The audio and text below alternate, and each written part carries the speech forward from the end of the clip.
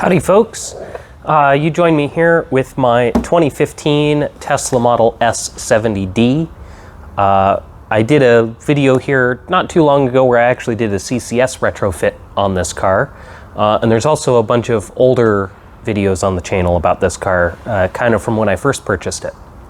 I've had a couple questions in the comments about it on the CCS video, and there's definitely been some interest in folks wanting to know some updates on this car. So for those that don't know, this car I purchased almost exactly 4 years ago to the day. I think it was September 8th that I bought it. So we're only a couple days off as of, filming from when I bought the car. When I bought it, it had just a little over 400,000 miles on it, 408,000 to be exact. Now the car has got almost 463,000 miles on it. So I've added about 55,000 miles on it in the 4 years that I've had it. And anyway, yeah, this is just kind of an ownership update to kind of go over, some of the things that I've done to the car, what repairs it's needed, what upgrades I've done, and what my ownership experience has been like. So first things first, let's do a little bit of a walk around. The car's not super clean or anything at the moment. It's, got some dirt on it, bugs and stuff on the front end. I do have a little badge there for 400,000 miles, and there's a sticker on the back window as well. But as far as the exterior goes, the car is pretty much as it was when it left the factory, except for the wheels. So these are 19-inch slipstream wheels.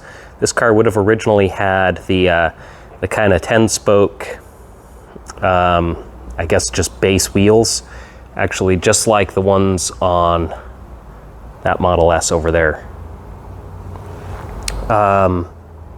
Yeah, so it would have had the 10-spoke wheels on it. I swapped them out for the slipstreams, which I got with a full set of tires and wheels. Tires on them were about 50% when I first got them, and now it's got relatively new rubber on it, I guess. But anyway, we'll talk about that in a minute when I go over my maintenance costs and everything for this thing. Interior-wise, we've got next-gen seats up front. I did swap out the trim here. That was originally the piano black, which just left fingerprints and stuff everywhere. Back seat does not have the next-gen seats, which it seems like most of them are like this. I've only ever seen a handful of cars with the next-gen fronts that also have the upgraded rears. I don't know why that is.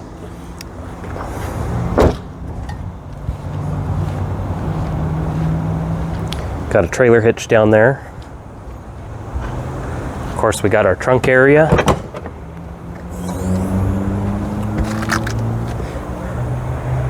This car's kind of like my quote-unquote work truck. I haul stuff in it all the time. I actually just recently broke the little cargo cover there.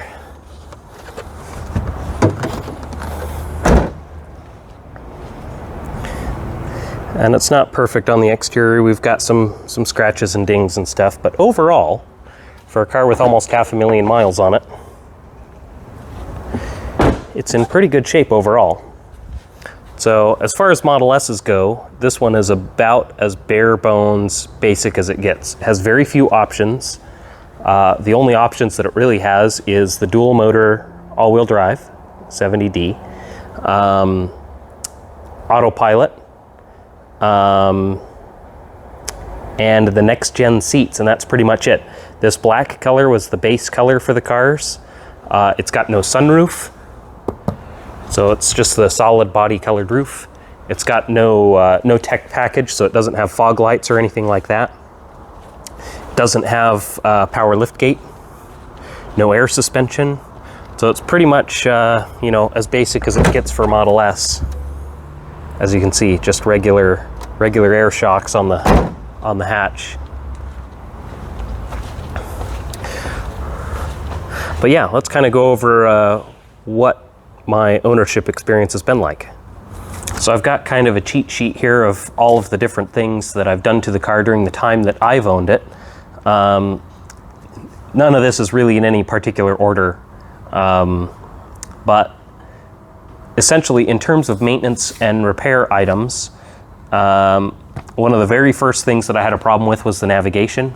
So I had to do a navigation SD card in it, which I don't know if that's a super common issue, but it is an issue that I had with it. I also had to replace the charge port, which is in the back in the driver's side taillight. I also had to replace the charge port door at a later point in time, so two separate points in time when I did those things. I've had to put headlight bulbs in it, a 12-volt battery, the right rear window regulator, the high voltage pyro fuse in the battery, and I've also put 2 sets of tires on the car. When I first bought it, the tires on it were not in great shape, maybe like 30% tread or something like that. I bought the Slipstream wheels with used tires already on them. Those tires were probably about 50-60%. So, you know, they only lasted so long. These tires that are currently on here, I got brand new. They're the Michelin MXM4 tires, which are pretty good tire for the 19-inch wheels on the Model S. They're just a good all-season tire, and they seem to hold up really well long term. I think these ones have got about 20,000 miles on them now, and I'd say they're still probably about 50 or 60% tread. So I should be able to pretty easily get, you know, 45,000 miles out of them without a problem. I've never had any issues with rear tire wear from camber issues or anything, which is sometimes kind of a common problem that people have with Model S. But I've never had any issues with that on this one. I do know that the previous owner had a bunch of suspension work done on it, so it's probably been aligned, you know, once, twice, multiple times before I had it. But yeah, so it's had all that stuff done. In terms of the repairs that it had done before I bought the car, the suspension work was one of those things. So it had most of the links replaced.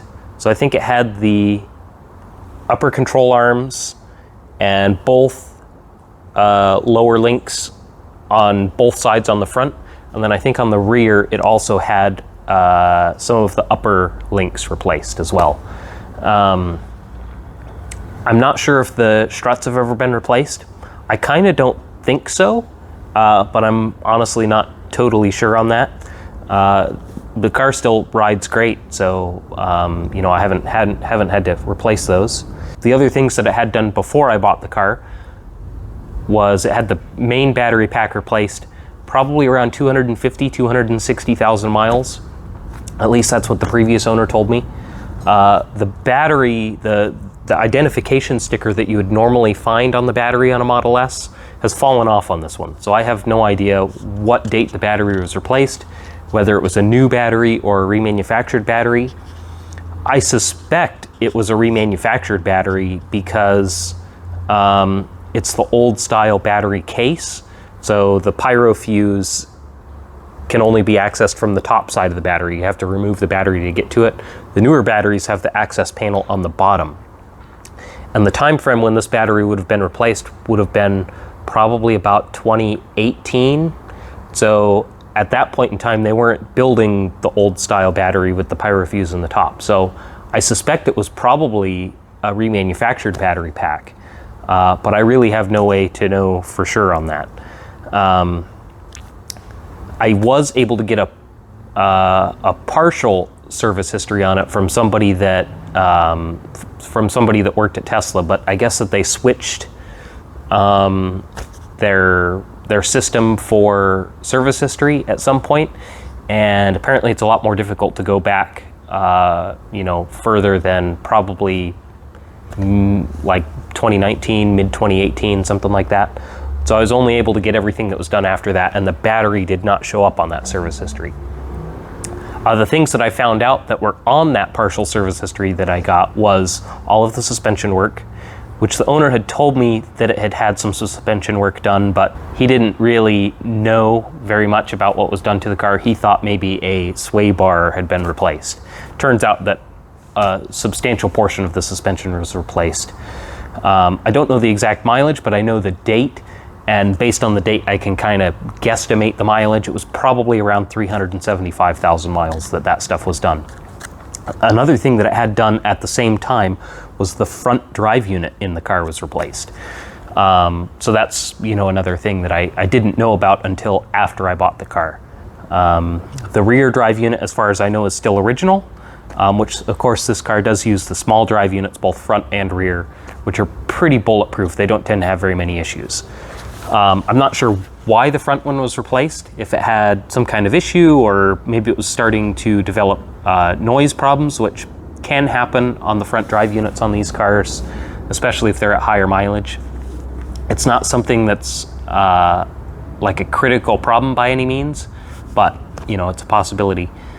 There's other failure modes that they can have too. I've heard of a few instances of the encoder sensor failing on the front drive units, which is internal to the drive unit assembly. So Tesla doesn't actually service that at the service center level. They just replace the whole drive unit.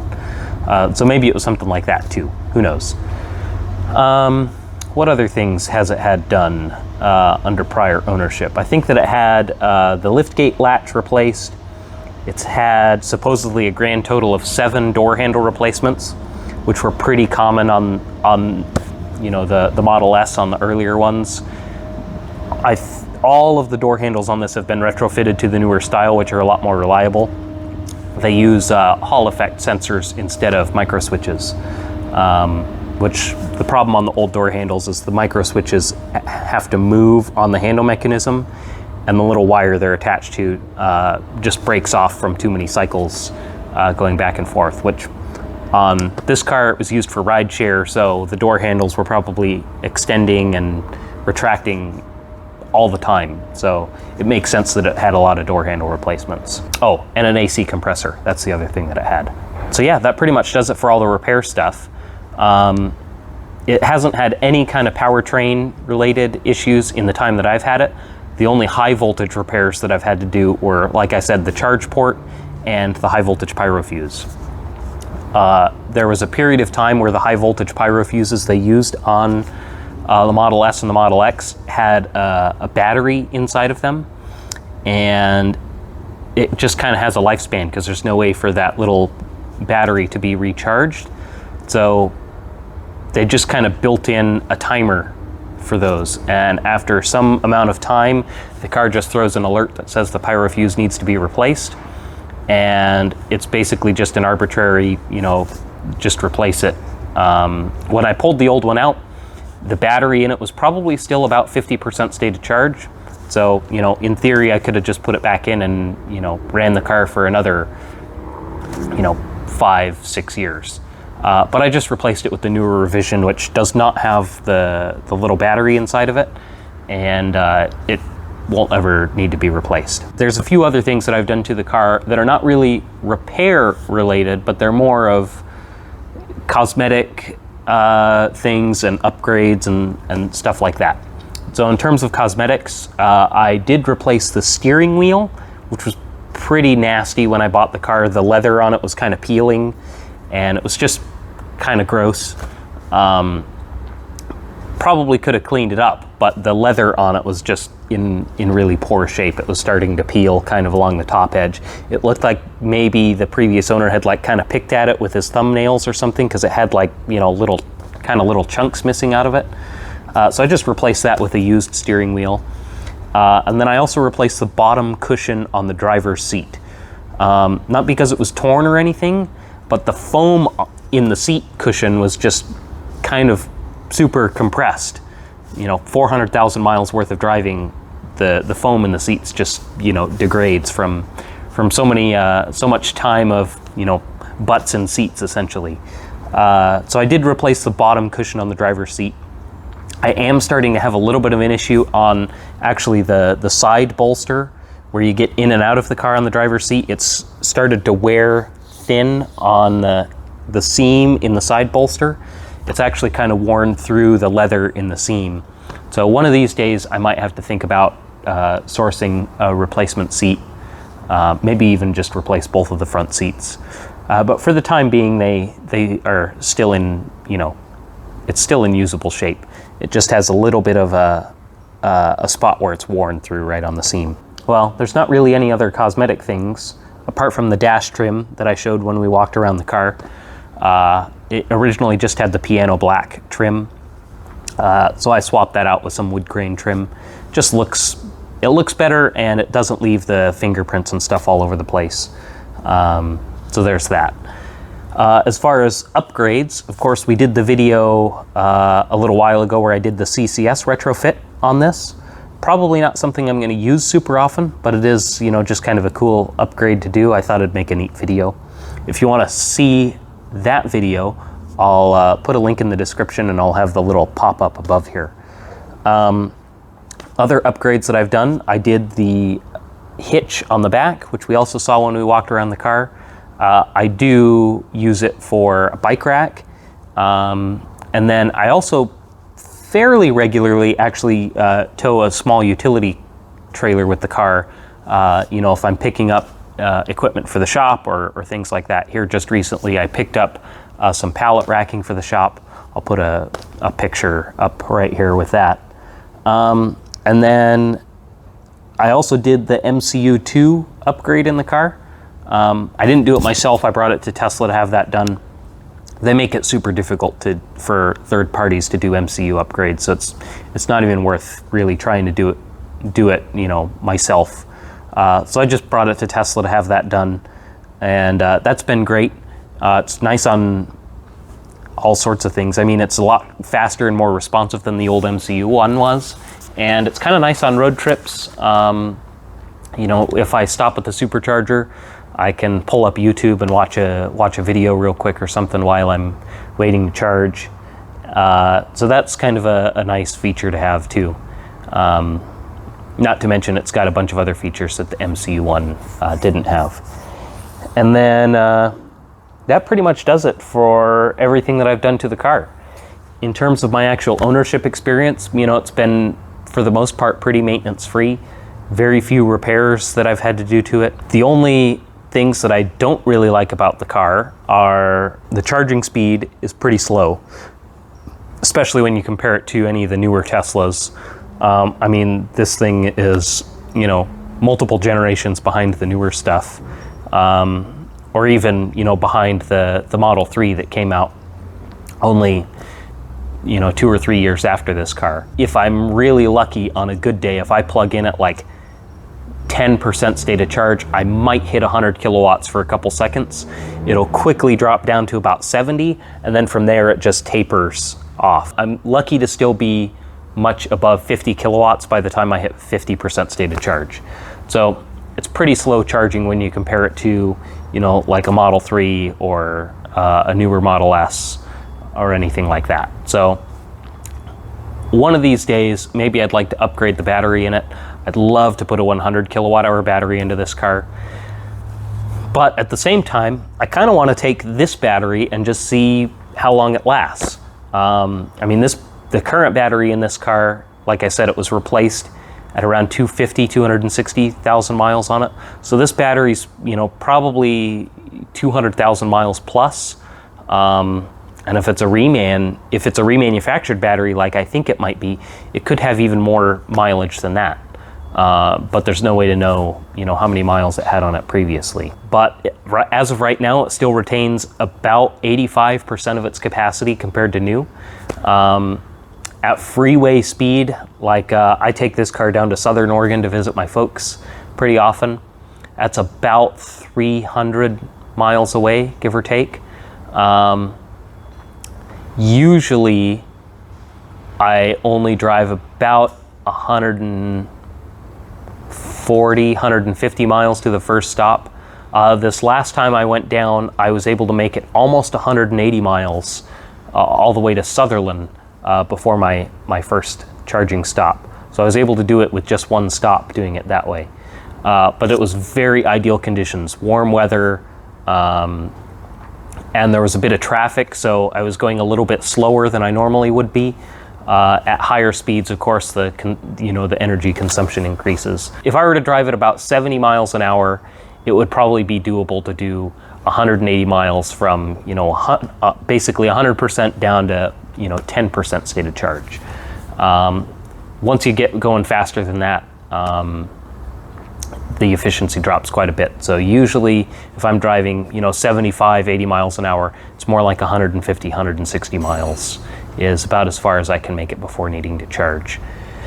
And like I said, the charging is pretty slow. So it would be nice to have the bigger battery that could charge faster and have a bit more range. Maybe we'll do that one day, maybe we won't.